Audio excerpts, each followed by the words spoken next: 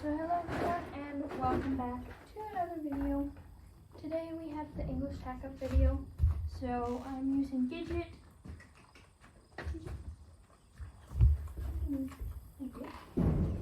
So as you always do when you are tacking up your oars, make sure you brush them.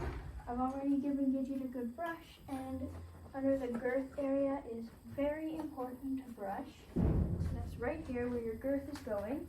Now let me go get the saddle pad. Some people have their saddle pad attached to their saddle. I don't, so I just put the saddle pad on first because it's easier for me. If the saddle pad's attached to the saddle, then you can put them both on at one time.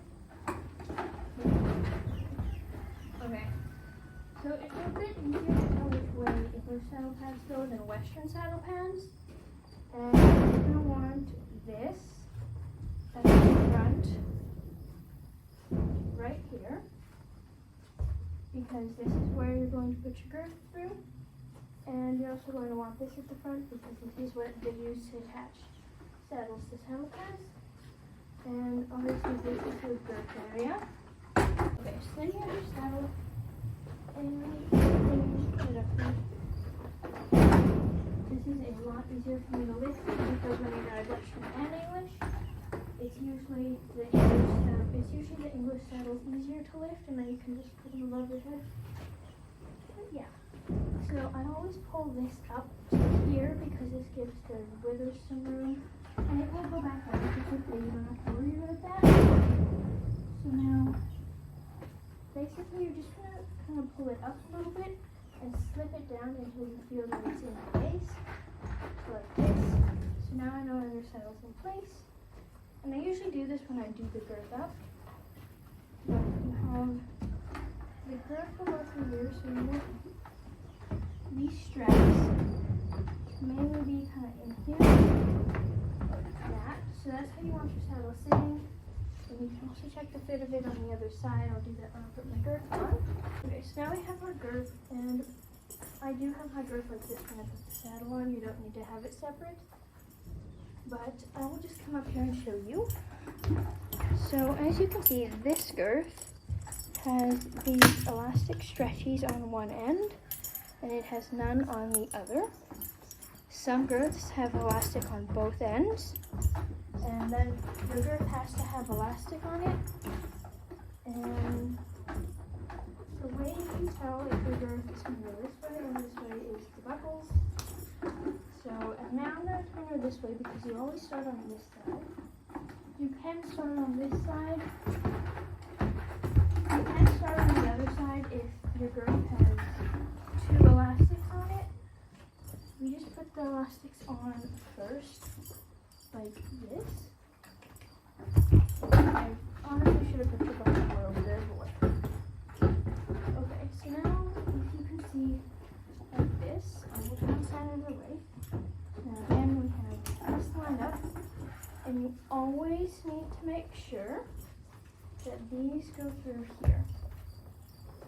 And your saddle pad, that's what that's for. That is just to ensure extra security, I think. Honestly, I forget what that's for, but you always do that. For some reason, you just do. So now I know which hole Gidget goes up to. So I'll just go up to 4 on this side, and then on the other side I'll tighten later. So you always go up the highest on this side because when you're riding, if you need to tighten your girth, you do it on the other side. Now you just want to make sure that it's kind of here, which is good. And I'm not going to do this up. This needs to slip back. There. And, oh yes, I was also going to say, if you can see, there's 3 straps here and only 2 holes. So you're going to pull this out. You're literally just going to dump all your food.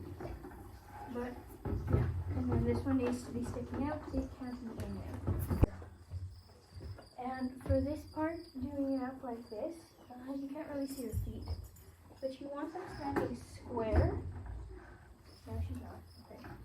You want them standing kind of like this. You don't want 1 foot way back there and 1 foot up here. You want them kind of the same right beside each other because and it just makes it more comfortable for them and it's not tightening skin anywhere. So then again, through this side, and you always do the side that doesn't have elastic. That's nice. Second. So now I'm going to go up to hole number 3 here because I'm riding her right after this.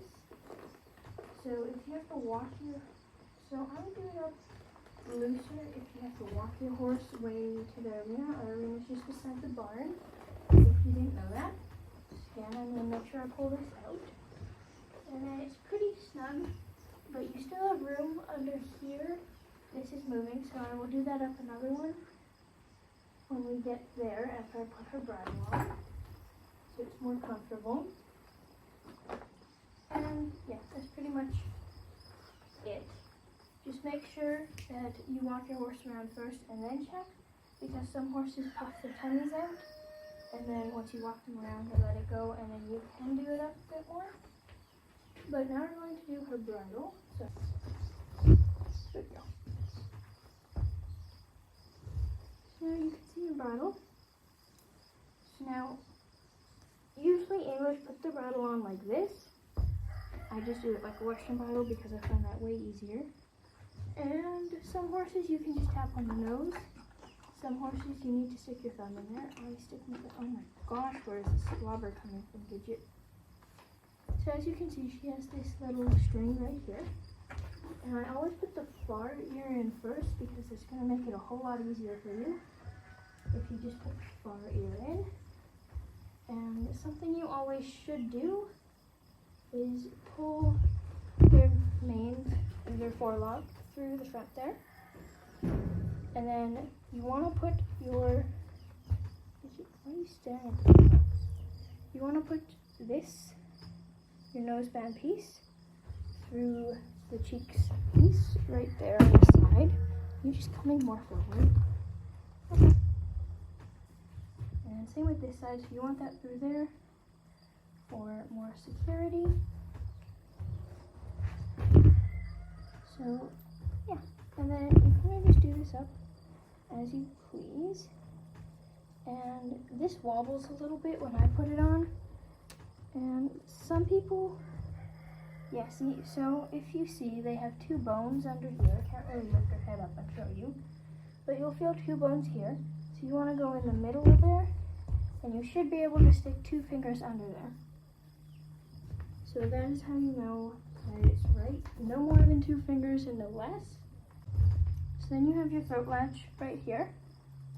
This goes against here. So then through here. So I was always told that you need to be able to put a whole fist through here. I do not go by that rule, however, because I do go straight up to the top with her because most throat latches are like that. She probably can fit a whole fist in here, but my instructor used to like have excess room, and she had her throat latches hanging down here. And you don't really need the throat latch for anything except security, but I would still do it up a little bit tighter, just in case. Now, what I always do is I just check the fit of the bridle here so that this is not cramming the ears. What I'm going to show you is just taking the stirrups up and down. Okay.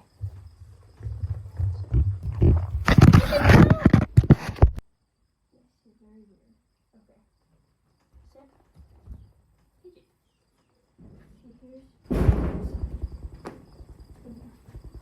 So you have your stirrup, and this should pull through here and straight up like that. So then you're like that, and then you just stick it through. And then when you're walking around, the stirrups don't bring around. And then to do them, you just take this back through and pull your stirrup down. And your stirrup should be about to your armpit length. If you're jumping, I do go... What are you doing? I do go a bit longer if I'm going on the trail or something so that I have more leg room down here. But I just have them up there because I'm a jumper. I hope that kind of helped you guys to do up some tack. And I did say I do an English tack up. So here it is. So... see you all next time.